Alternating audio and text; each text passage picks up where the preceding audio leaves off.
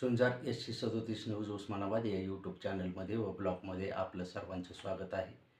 मी आप्पासाहेब शिरसाटे, झुंजार SC37 news Osmanabad या YouTube चॅनलचा व ब्लॉगचा मुख्य संपादक आपणास देत आहे दिनांक 17 मार्च 2026 धाराशिव, उस्मानाबाद व परिसरातील 10 ठळक घडामोडी। डिकसळ या कळंब तालुक्यातील गावातून 17 वर्षीय आयान अहमद पठाण या अल्पवयीन मुलाचे झाले अपहरण। त्याच्या वडील अमजद पठाण यांनी कळंब पोलिसात तक्रार दिल्यावरून कळंब पोलीस करीत आहेत तपास। धाराशिव, उस्मानाबाद, सोलापूर रेल्वेसाठी 1000 कोटी रुपयाचे धाराशिव उस्मानाबाद लोकसभा मतदारसंघाचे खासदार ओमराजे निंबाळकर यांनी लोकसभेत केली रेल्वे मंत्री यांच्याकडे मागणी। जिल्हाभरात विविध ठिकाणी अवैध मटका इत्यादी व्यवसायावर पोलिसांनी मारले छापे। अनेक पोलीस ठाण्यात अवैध व्यावसायिकावर पोलिसांनी केले गुन्हे।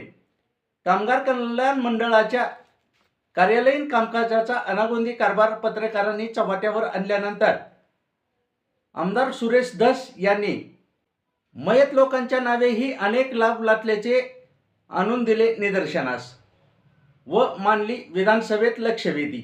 मंत्री फुंडकर यांनी दिली याबाबत अनागोंदी झाल्याबाबत कबुली।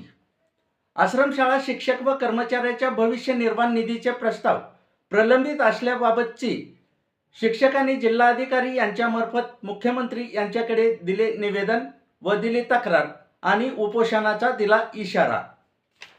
शहरात नीरज गॅस एजन्सी आणि बार्शी नाका परिसर व वटकर गॅस एजन्सी, गणेश नगर, धाराशिव, उस्मानाबाद येथे गॅस धारकांच्या लागल्या मोठ्या रांगा।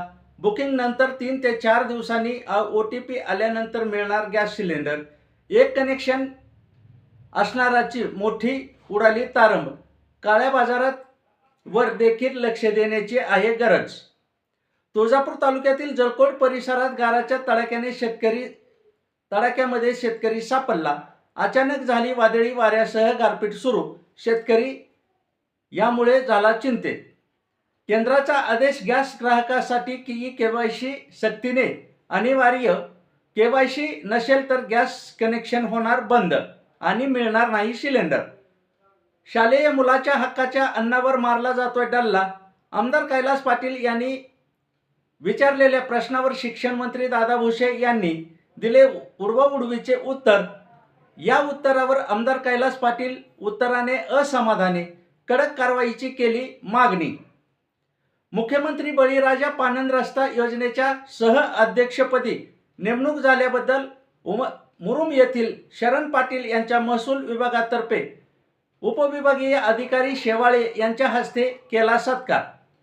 लोहारा तालुक्यातही वादळी वाऱ्यासह गाराचा पावसाचा धुमाकूळ सुरू। अचानक आलेल्या नैसर्गिक हल्ल्याने शेतकरी यांच्यासह अबाल नागरिकही यांची उडाली तारंबळ।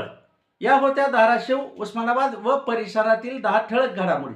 अशाच घडामोडी पाहण्यासाठी झुंजार SC37 न्यूज लाईक करा, शेअर करा, सबस्क्राईब करा, तसेच बेल आयकॉन दाबायला विसरू नका आणि पाहत राहा झुंजार SC37 न्यूज उस्मानाबाद हे यूट्यूब चॅनल व झुंजार SC37 न्यूज हा ब्लॉग फॉलो करायलाही विसरू नका। धन्यवाद।